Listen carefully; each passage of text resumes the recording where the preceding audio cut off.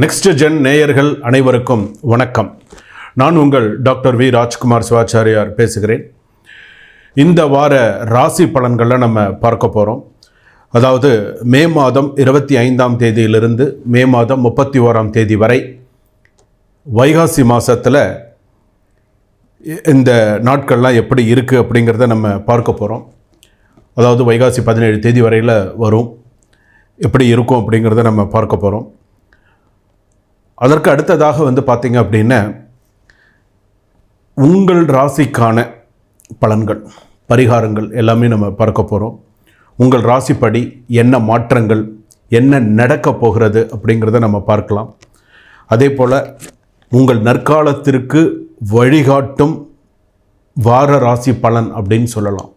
ஏன்னா இந்த வாரத்தில் நமக்கு என்ன நடக்கும், அடுத்த வாரத்தில் நமக்கு என்ன நடக்குங்கிறத நம்ம தெரிஞ்சுக்கிட்டோன்னு சொன்னால் அதற்கு தகுந்த மாதிரி சமயோஜிதமாக நம்மளுடைய செயல்பாடுகளை நம்ம கொண்டு போகலாம். ஸோ அதற்கு தான் சுய ஜாதகம்ங்கிறது வேறு, பொது ராசி பலன்கள். இந்த ராசிக்கு இந்த இப்படிலாம் இருக்கும், அது சில பேருக்கு முழுமையாக அப்படியே பொருந்திடும். அதனால தான் இந்த வார ராசி பலன் அப்படிங்கிறது. இந்த வார ராசி பலன் மூலமாக நம்ம என்னென்னலாம் நம்ம தெரிஞ்சுக்க போகிறோம் அப்படிங்கிறது, தெரிஞ்ச விஷயங்கள் அப்படின்னு சொல்லும்போது வீட்டில் நிம்மதி, வாழ்க்கையில் செழிப்பு பெற பரிகாரங்களை செய்ய மறக்காதீர்கள். இந்த வாரத்தில் ஒரு பரிகாரம் சொல்கிறாங்களா, நேரம் கிடைக்கும்போது கண்டிப்பாக போய் செஞ்சுட்டு வாங்க.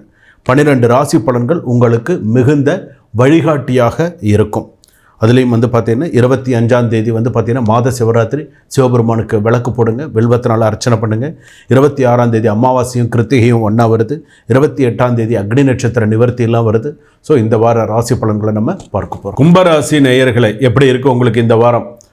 மே 25லேருந்து 31 வரைக்கும் உண்மையே சொல்கிறேன். நீங்கள் பார்த்தீங்கன்னா நிறைய சிரமப்பட்டுட்டீங்க, நிறைய கஷ்டப்பட்டுட்டீங்க.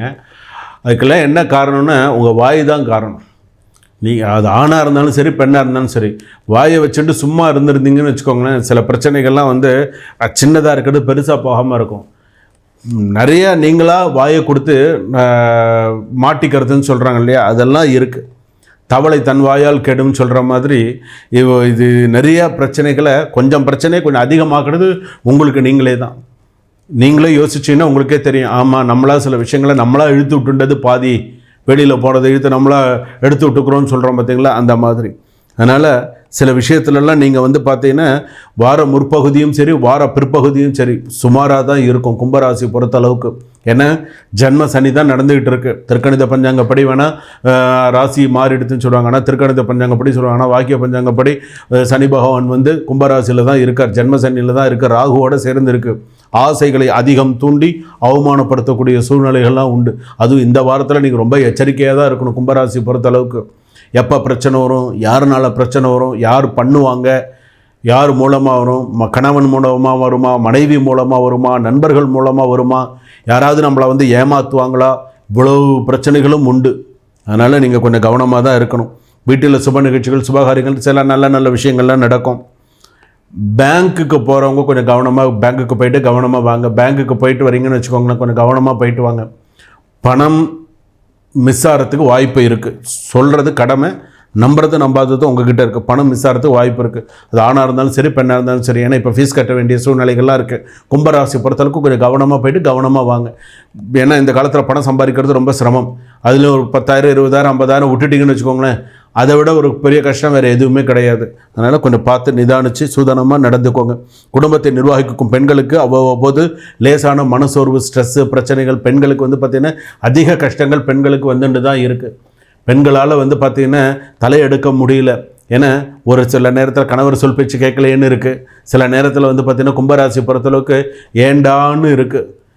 இன்னும் வெளிப்படையாக சொல்லணும்னு கும்பராசியில் இருக்கக்கூடிய பெண்கள் எப்படா அம்மா வீட்டுக்கு போகலான்ற பிளானிங்கில் இருப்பாங்க. ஏதாவது விட்டு கொஞ்ச நாள் போய் இருக்கலாமா, இன்னொரு 6 மாதத்துக்கு வேணாலும் இருக்கலாமா அப்படிங்கிற மாதிரி இருக்கும். சில கமிட்மெண்ட்ஸு போக முடியாத சூழ்நிலையிலையும் இருக்குது. ஸோ அதனால் பார்த்திங்கன்னா நீங்கள் செய்ய வேண்டிய வழிபாடு, செய்ய வேண்டிய தெய்வம் பார்த்திங்கன்னா சிவன் பார்வதின்னு சொல்கிறோம் இல்லையா, அம்பாள் சொல்கிறோம் இல்லையா, அம்பாள் வழிபாடு நிறையா பண்ணுங்கள். கால பைரவர் வழிபாடு நிறையா பண்ணுங்கள். அம்பாள் வழிபாடு நிறையா பண்ணுங்கள். அம்பாள் வழிபாடு எவ்வளோ செய்கிறீங்களோ அவ்வளோக்கவ்வளோ நல்லது. அதுலேயும் பார்த்திங்கன்னா உங்கள் பூஜை ரூமில் நீங்கள் தனியாக விளக்கேற்றும் பொழுது, கும்பராசி பொறுத்தளவுக்கு நீங்கள் தனியாக சுவாமிகிட்ட விளக்கேற்றும் பொழுது நெல் பரப்பி விளக்கேற்றுங்க. நெல் கொஞ்சமாக ஒரு கைப்பிடி நெல் வச்சு அதில் விளக்கேற்றிட்டு வாங்க. இந்த வாரத்தில் சில நல்ல விஷயங்கள்லாம் நடக்கும். மனக்குழப்பத்திலேயே இருக்காதீங்க. அதுலேருந்து வெளியில் வாங்க. நமக்கு தடங்களாக இருக்கேன்னு நினைக்காதீங்க. கண்டிப்பாக அடுத்தடுத்து நல்ல விஷயங்கள் நடக்கும். இந்த வாரத்தில் இருக்கக்கூடிய சில விஷயங்களில் சமயோஜிதமாக யோசிச்சிங்க. அகலக்கால் வைக்காதீங்க. நிதானம் தேவை.